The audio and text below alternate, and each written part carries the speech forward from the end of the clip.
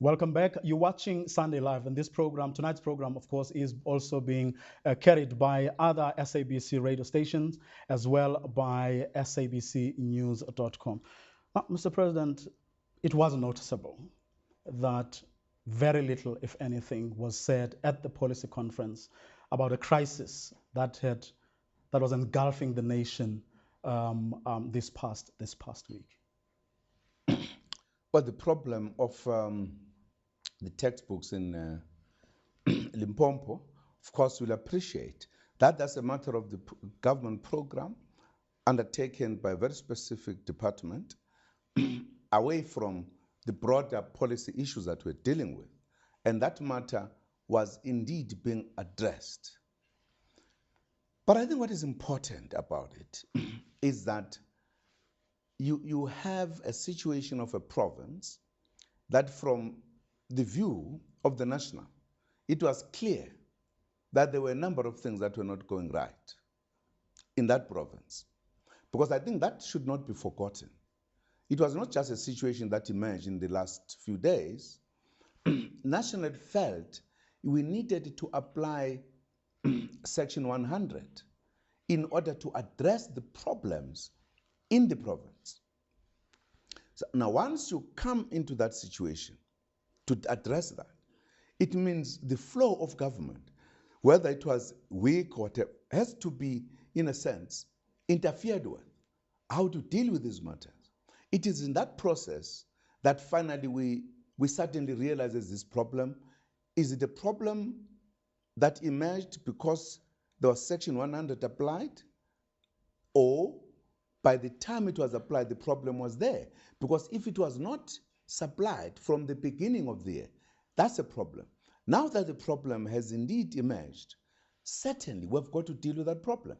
Because it cannot be acceptable that 6 months into the year, there are schools that have not received their textbooks. But be that as it may, Mr. President, fact is new deadlines were set. The Department of Education was confident. The minister was on this show a couple of weeks ago saying they will meet the deadlines in terms of supplying textbooks to Limpopo, as well as the deployment or redeployment of teachers in the Eastern Cape. And the fact of the matter is that those deadlines were not met.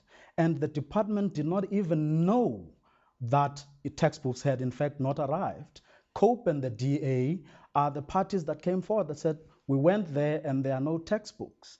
And so clearly someone in the Department of Education is not doing their job. And the question that South Africans have been talking about is whether someone will take responsibility for that. In other words, will there be consequences for those who are playing with our children's future in a country that is spending more money on education than on anything else?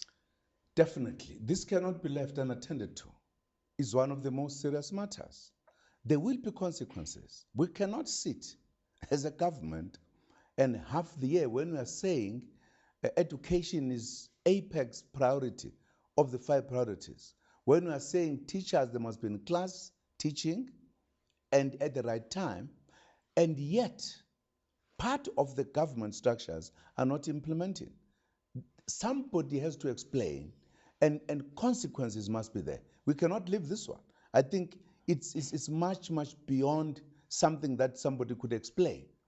Particularly if, again, when the situation has been discovered, you are able to say, now we're going to do it within this time. You must have done your homework. If you fail to do it, I think there has to be a very thorough explanation. And somebody must answer to this. Will you get the Minister of Education to do that explaining? Of course, everybody in the department, everybody will do the explaining. What has happened? As you know, if things go wrong in the department, the first person to explain is the minister. Is the minister is going to make us discover where the problem was, who the person, because it may not be the minister. It may be some people at some place, but the minister must be able to say, this is the problem. These are the culprits, so that action is taken. Well, I mean, the same goes, Mr. President, for the infrastructure issues around schooling. I mean, there are still kids who are learning under trees. the classrooms, especially in rural areas, is terrible. And there was a plan in place to actually deal with the infrastructure backlog, but it is not being implemented if you look at provinces like the Eastern Cape. And from what people who are there say, it is actually ANC cadres that are stumbling blocks. Because the politics come in, then a project cannot move. If the Development of Bank of South Africa, for example, comes in with the fund, says these are people who are capable, who can build the classrooms, those processes get stopped by ANC cadres. Of course, as you know, again, in the Eastern Cape, there was a process wherein the National felt we needed again to apply Section 100. But when the Section 100 was applied, there were still difficulties. There were efforts made to make it work, precisely because of that information that comes, that in fact there are people for different reasons who are making it difficult. That's an issue we're going to go into, as we are going to do in the Limpopo, in the Eastern Cape. We cannot do so. We cannot, for an example, hide behind bureaucracy, and yet it is almost tantamount in sabotaging education. That matter, I think we are going to be moving very quickly. If the reasons are political, we'll deal with them at a political level. If they are governmental, we'll deal with them at a governmental level. Certainly, I think it is high time in the Eastern Cape that we take very firm kind of position to address that matter. We can't be talking about one issue for almost a year. I think, again, as we'll do in another province, we are going to move even in that place. Well, there are people who suggest, and I'm probably one of them, that perhaps very little will happen until somebody does what Section 27 has had to do, what COSATU has had to do in certain instances, what, for example, the TAC did in the previous administration when it comes to HIV and AIDS, where the government started dilly-dallying.